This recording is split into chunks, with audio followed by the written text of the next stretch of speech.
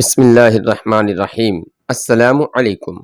جنگ یمامہ کے بعد خالد رضی اللہ عنہ کی کیفیت یہ تھی کہ جسمانی اور ذہنی لحاظ سے شل ہو چکے تھے۔ مورخوں نے لکھا ہے کہ کسی بھی جنگ میں مسلمانوں کا اتنا جانی نقصان نہیں ہوا تھا۔ اب ایک ہی بار 1200 مجاہدین شہید ہو گئے تو باقی مجاہدین پر جیسے غم کے پہاڑ آ پڑے ہوں۔ خالد رضی اللہ عنہ دکھ اور غم کو قبول کرنے والے نہیں تھے۔ اگر وہ مرنے والوں کا ماتم کرنے بیٹھ جاتے یا دل پر غم طاری کر لیتے تو سپہ سالاری نہ کر سکتے۔ انہیں آگے چل کر عراق اور شام فتح کرنا تھا۔ انہیں ارتداد کو کچل کر اسلام کو دور دور تک پھیلانا تھا، اس لیے وہ اپنے آپ کو رنج و الم سے آزاد رکھتے تھے۔ ولید کے بیٹے لیلا نے خالد رضی اللہ عنہ سے کہا، میں تمہیں اس عظیم فتح پر ایک تحفہ دینا چاہتی ہوں، کیا اللہ کی خوشنودی کافی نہیں؟ خالد رضی اللہ عنہ نے کہا، وہ تو تمہیں مل ہی گئی ہے۔ لیلا نے کہا، تم اللہ کی تلوار ہو، میں اس دنیا کی بات کر رہی ہوں، تم بہت تھک گئے ہو۔ تحفہ کیا ہے؟ خالد رضی اللہ عنہ نے پوچھا۔ مجاع بن مرارہ کی بیٹی، لیلا نے کہا۔ وہ کہتی ہے کہ خالد عظیم انسان ہے جس نے ہم پر فتح پا کر بھی اعلان کیا ہے کہ کسی عورت کو لونڈی نہیں بنایا جائے گا، حالانکہ اسے یمامہ کی عورتوں نے دھوکہ دیا تھا۔ اس دور میں عربوں کے ہاں سوکن کا تصور نہیں تھا۔ خالد رضی اللہ عنہ نے مجاع بن مرارہ سے کہا کہ وہ اس کی بیٹی سے شادی کرنا چاہتے ہیں۔ مورخوں نے لکھا ہے کہ مجاع اتنا حیران ہوا جیسے اس نے غلط سنا ہو۔ کیا کہا تو نے ولید کے بیٹے؟ مجاع نے پوچھا۔ میں تمہاری بیٹی کے ساتھ شادی کرنا چاہتا ہوں۔ خالد رضی اللہ عنہ نے اپنی بات دہرائی۔ کیا خلیفہ ابوبکر رضی اللہ عنہ ہم دونوں سے خفا نہ ہوں گے؟ مجاع نے کہا۔ مجاع کے صحیح الفاظ یہ تھے کہ کیا خلیفہ ہم دونوں کی کمر نہ توڑ ڈالیں گے؟ آخر انہوں نے اس لڑکی کو اپنے عقد میں لے لیا۔ یہ خبر مدینہ پہنچی تو خلیفۃ المسلمین ابوبکر صدیق رضی اللہ عنہ نے خالد رضی اللہ عنہ کو خط لکھا، او ولید کے بیٹے، تمہیں کیا ہو گیا ہے؟ شادیاں کرتے پھرتے ہو، تمہارے خیمے کے باہر 1200 مسلمانوں کا خون بہہ گیا، تم نے شہیدوں کا خون بھی خشک نہیں ہونے دیا۔ یاد رہے کہ یہ عظیم صحابہ کرام رضی اللہ عنہم کی آپس کی گفتگو ہے جن کا سب کچھ اللہ اور اس کے رسول پر نثار تھا۔ بعض ناعاقبت اندیش منظر پس منظر جانے بغیر ان سے بدگمانیاں پیدا کرنے کی کوشش کرتے ہیں۔ ان کی رفعتوں کے ادراک کے لیے رگوں میں حلال خون ہونا شرط ہے۔ یہ معاملہ سرزنش کے خط پر ہی ختم ہو گیا۔ خلیفہ ابوبکر رضی اللہ عنہ نے خالد رضی اللہ عنہ کو یہ پیغام بھی بھیجا کہ وہ یمامہ کے علاقے میں رہیں اور اگلے حکم کا انتظار کریں۔ خالد رضی اللہ عنہ مجاع کی بیٹی اور لیلا کو ساتھ لے کر یمامہ کے قریب وادی وبر میں جا خیمہ زن ہوئے۔ 2 ماہ بعد انہیں اگلا حکم ملا۔ فروری 633 عیسوی کے پہلے ہفتے ذی-القعدہ 11 ہجری کے آخری ہفتے کے ایک دن خلیفہ ابوبکر صدیق رضی اللہ عنہ سے ملنے ایک شخص آیا جس نے اپنا نام مثنہ بن حارثہ شیبانی بتایا۔ خلیفہ رضی اللہ عنہ کے لیے اور اہل مدینہ کے لیے وہ ایک غیر اہم بلکہ گمنام آدمی تھا۔ اگر ایسا شخص کسی بادشاہ کے دربار میں جاتا تو اسے وہاں سے نکال دیا جاتا، لیکن ابوبکر صدیق رضی اللہ عنہ کسی اقلیم کے بادشاہ نہیں بلکہ شاہ دو جہاں صلی اللہ علیہ وسلم کے خلیفہ تھے جن کے دروازے ہر کسی کے لیے کھلے رہتے تھے۔ یہ شخص جب خلیفہ ابوبکر صدیق رضی اللہ عنہ کے پاس آیا، اس وقت اس کے چہرے پر تھکن اور شب بیداری کی گہری پرچھائیاں تھیں، کپڑوں پر گرد تھی اور وہ قدرتی روانی سے بول بھی نہیں سکتا تھا۔ کیا مجھے کوئی یہ بتا سکتا ہے کہ یہ اجنبی مہمان کون ہے؟ خلیفۃ المسلمین رضی اللہ عنہ نے پوچھا۔ یہ شخص جس نے اپنا نام مثنہ بن حارثہ بتایا ہے، یہ معمولی آدمی نہیں، قیس بن عاصم المنقری نے جواب دیا۔ خلیفۃ المسلمین رضی اللہ عنہ، اس کے یہاں آنے میں کوئی فریب نہیں۔ شہرت اور عزت جو اس نے پائی ہے وہ اللہ ہر کسی کو عطا کرے۔ ہرمز جو عراق میں فارس کا سالار ہے اور جس کی فوج کی دھاک بیٹھی ہوئی ہے، مثنہ بن حارثہ کا نام سن کر سوچ میں پڑ جاتا ہے۔ خلیفۃ المسلمین، کسی اور نے کہا، آپ کا اجنبی مہمان بحرین کے قبیلہ بکر بن وائل کا معزز فرد ہے۔ یہ اسلام قبول کرنے والے ان لوگوں میں سے ہے جنہوں نے کفر اور ارتداد کی آندھیوں میں اسلام کی شمع روشن رکھی ہے، اور اس نے ہمارے سالار علا بن خضرمی کے ساتھ مل کر عراق کے سرحد کے علاقوں میں مرتدین کے خلاف لڑائیاں لڑی ہیں۔ خلیفۃ المسلمین رضی اللہ عنہ کا چہرہ چمک اٹھا۔ اب انہوں نے مثنہ بن حارثہ کو بدلی ہوئی نگاہوں سے دیکھا۔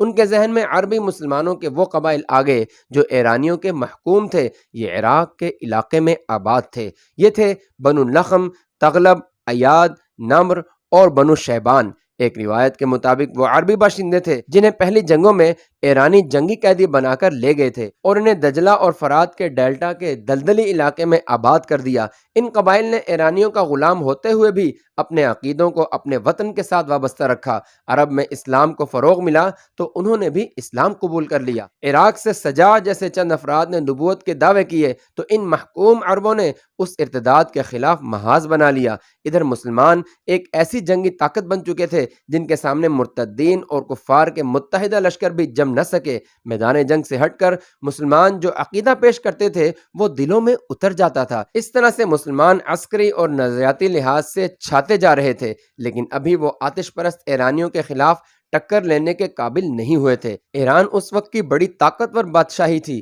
جس کے طول و عرض کا حساب نہ تھا۔ اس بادشاہی کی فوج تعداد اور ہتھیاروں کے لحاظ سے بہت طاقتور تھی۔ صرف رومی تھے جنہوں نے ان سے جنگیں لڑیں اور انہیں کچھ کمزور کر دیا تھا۔ اس کے باوجود خلیفہ ابوبکر رضی اللہ عنہ ایران کی بادشاہی میں رسول اللہ صلی اللہ علیہ وسلم کا پیغام پہنچانے کا تہیہ کیے ہوئے تھے۔ ایرانی نہ صرف یہ کہ اسلام کو قبول کرنے پر تیار نہ تھے بلکہ وہ اسلام کا مذاق اڑاتے تھے۔ اگر مسلمانوں کا کوئی ایلچی ان کے کسی علاقے کے امیر کے دربار میں چلا جاتا تو وہ اس کی بے عزتی کرتے اور بعضوں کو قید میں ڈال دیا کرتے تھے۔ اس دور میں عراق ایران کی بادشاہی کا ایک صوبہ تھا۔ اس کا امیر یا حاکم ہرمز تھا جو اس دور میں مانا ہوا جنگجو اور نڈر جنگی قائد تھا، ظالم اور بدطینت اتنا کہ اس کے علاقے کے لوگ کسی کے خلاف بات کرتے تو کہتے وہ تو ہرمز سے بھی بڑھ کر کمینہ اور بدفطرت ہے۔ اس کے ظلم و ستم کا زیادہ تر شکار مسلمان تھے جو دجلہ اور فرات کے سنگم کے علاقے میں رہتے تھے۔ ان کے خلاف ہرمز کو یہی ایک دشمنی تھی کہ وہ اسلام کے پیروکار ہیں۔ کسی ایرانی کے ہاتھوں کسی مسلمان کا قتل ہو جانا اور کسی مسلمان عورت کا اغوا کوئی جرم نہیں تھا۔ ایرانی مسلمانوں کو تکلیف پہنچا کر کسی بہانے ان کے گھروں کو لوٹ کر اور جلا کر خوشی محسوس کرتے تھے۔ مسلمان خوف و ہراس میں زندگی گزار رہے تھے۔ مسلمان جس علاقے میں آباد تھے اس کی زمین سونا اگلتی تھی۔ اناج اور پھلوں کی پیداوار کے لیے وہ علاقہ بڑا ہی زرخیز تھا۔ یہ علاقہ جو کم و بیش 300 میل لمبا تھا، زرخیزی اور شادابی کے علاوہ قدرتی مناظر کی وجہ سے حسین خطہ تھا۔ حاکم عیش و عشرت کے لیے اسی علاقے میں آتے اور کچھ دن گزار کر چلے جاتے۔ اس زرخیز اور شاداب علاقے میں مسلمانوں کو آباد کرنے کا یہ مقصد نہیں تھا کہ وہ کھیتی باڑی کریں اور خوشحال رہیں، بلکہ انہیں یہاں مزارعوں کی حیثیت سے رکھا گیا تھا۔ وہ زمین کا سینہ چیر کر شبانہ روز محنت اور مشقت سے اناج اور پھل اگاتے، مگر اس میں سے انہیں اتنا ہی حصہ ملتا جو انہیں محض زندہ رکھنے کے لیے کافی ہوتا تھا۔ زمین کی اگلی ہوئی تمام دولت حاکموں کے گھروں میں اور ایرانی فوج کے پاس چلی جاتی تھی۔ مسلمان مزارعوں کے لیے غربت اور ایرانیوں سے نفرت رہ جاتی تھی۔ مسلمان اپنی جوان بیٹیوں کو گھروں میں چھپا کر رکھتے تھے۔ کسی ایرانی فوجی کو کوئی مسلمان لڑکی اچھی لگتی تو وہ کسی نہ کسی بہانے یا اس کے گھر والوں پر کوئی الزام عائد کر کے اسے اپنے ساتھ لے جاتا تھا۔ ایرانی فوجی کسی بہانے کے بغیر بھی مسلمان لڑکیوں کو اپنے ساتھ زبردستی لے جا سکتے تھے، لیکن غلامی اور مظلومیت کے باوجود مسلمانوں میں غیرت کا جذبہ موجود تھا۔ پہل زبردستی اغوا کی وارداتیں ہوئیں تو مسلمانوں نے 2-3 فوجیوں کو قتل کر دیا تھا۔ مسلمانوں کو اس کی سزا تو بڑی ظالمانہ ملی تھی اور انہیں اپنی لڑکیوں کو بچانے کی قیمت بہت زیادہ دینی پڑی تھی، لیکن زبردستی اغوا کا یہ سلسلہ رک گیا تھا۔ آتش پرست ایرانی اپنے فوجیوں کو سانڈوں کی طرح پالتے تھے۔ ہر سپاہی اس قسم کی زرہ پہنتا تھا کہ سر پر آہنی زنجیروں کا خود اور بازوؤں پر دھات کے خول اس طرح چڑھے ہوئے ہوتے تھے کہ بازوؤں کی حرکت میں رکاوٹ نہیں ہوتی تھی۔ ان کی ٹانگوں کو بھی بڑے سخت چمڑے یا کسی دھات سے محفوظ کیا ہوتا تھا۔ اسلحہ اتنا کہ ہر سپاہی کے پاس ایک تلوار، ایک برچھی اور ایک گرز ہوتا تھا۔ گرز پر ایرانی سپاہی خاص طور پر فخر کیا کرتے تھے۔ ان ہتھیاروں کے علاوہ ہر سپاہی کے پاس ایک کمان اور ترکش میں 30 تیر ہوتے تھے۔ انہیں عیش و عشرت، کھانے پینے اور لوٹ مار کی کھلی چھوٹ تھی۔ وہ جرأت اور عسکری مہارت میں قابل تعریف تھے۔ وہ لڑتے بھی بے جگری سے تھے۔ ان کی کمزوری صرف یہ تھی کہ وہ صرف آمنے سامنے کی لڑائی لڑ سکتے تھے اور اتنا اسلحہ اٹھا کر وہ پھرتی سے نقل و حرکت نہیں کر سکتے تھے۔ کسی دستے یا جیش کو فوراً ایک جگہ سے دوسری جگہ جانا پڑتا تو وہ مطلوبہ وقت میں نہیں پہنچ سکتے تھے۔ اتنے زیادہ ہتھیاروں کا بوجھ انہیں جلدی تھکا دیتا تھا۔ البتہ ان کی تعداد اتنی زیادہ تھی کہ ان کی سست رفتاری کی کمزوری کو چھپا لیتی تھی۔ دجلہ اور فرات کے سنگم کے علاقے کے جنوب میں ابلا ایک مقام تھا جو عراق اور عرب کی سرحد پر تھا۔ اس زمانے میں ابلا ایک شہر تھا۔ اس کے ارد گرد کا علاقہ شاداب اور سرسبز تھا۔ وہاں بڑے خوبصورت جنگل اور ہری بھری پہاڑیاں تھیں۔ یہ تاریخی اہمیت کا علاقہ تھا۔ آج بھی وہاں کھنڈرات بکھرے ہوئے ہیں جو بزبان خاموشی تاریخ کی کہانیاں سناتے ہیں۔ ہر کہانی عبرتناک ہے۔ اس خطے میں ان قوموں کی تباہی اور بربادی کے آثار بھی موجود ہیں جنہوں نے عیش و عشرت کو زندگی کا مقصد بنا لیا تھا اور رعایا کو وہ انسانیت کا درجہ نہیں دیتے تھے۔ خدا نے انہیں راہ مستقیم دکھانے کے لیے پیغمبر بھیجے اور ان لوگوں نے پیغمبروں کا مذاق اڑایا اور کہا کہ تم تو ہم میں سے ہو اور دنیاوی لحاظ سے تمہاری حیثیت اور تمہارا رتبہ بھی کوئی نہیں، پھر تم خدا کے بھیجے ہوئے پیغمبر کس طرح ہو سکتے ہو؟ آخر خدا نے انہیں ایسا تباہ و برباد کیا کہ ان کے محلات اور ان کی بستیوں کو کھنڈر بنا دیا۔ خدا نے ان کا تفصیلی ذکر قرآن میں کیا اور فرمایا، کیا تم نے زمین پر گھوم پھر کر نہیں دیکھا کہ جو اپنی بادشاہی پر اتراتے اور خدا کی سرکشی کرتے تھے اور جو اونچے پہاڑوں پر اپنی یادگاریں بناتے تھے کہ ان کے نام ہمیشہ زندہ رہیں، اب وہ کہاں ہیں؟ اب زمین کے نیچے ان کے محلات اور ان کی یادگاروں کے کھنڈرات نکل رہے ہیں۔ ان کے بعد بھی بڑے بڑے بادشاہ آئے اور ایک کے بعد ایک اپنے کھنڈرات چھوڑتا گیا۔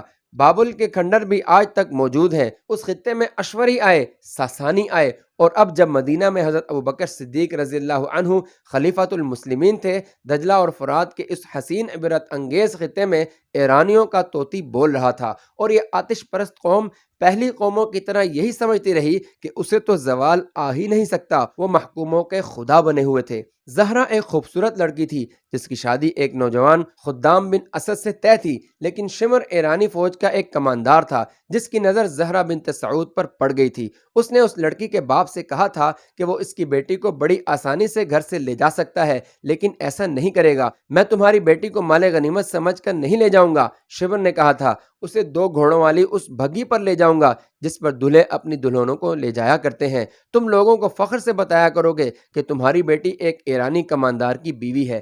لیکن ایرانی کماندار زہرا کے باپ نے کہا تھا، تمہارا احترام ہم پر لازم ہے، اگر لڑکی خود تمہاری دلہن بننا چاہے گی تو ہم اسے نہیں روکیں گے۔ تم غلیظ عربی! ایرانی کماندار نے اس نفرت سے جس سے وہ ہر مسلمان سے بات کیا کرتا تھا کہا، تو بیٹیوں کو زندہ دفن کرنے والی قوم میں سے ہے اور کہتا ہے کہ اپنی شادی کا فیصلہ تیری بیٹی خود کرے گی؟ زرتشت کی قسم!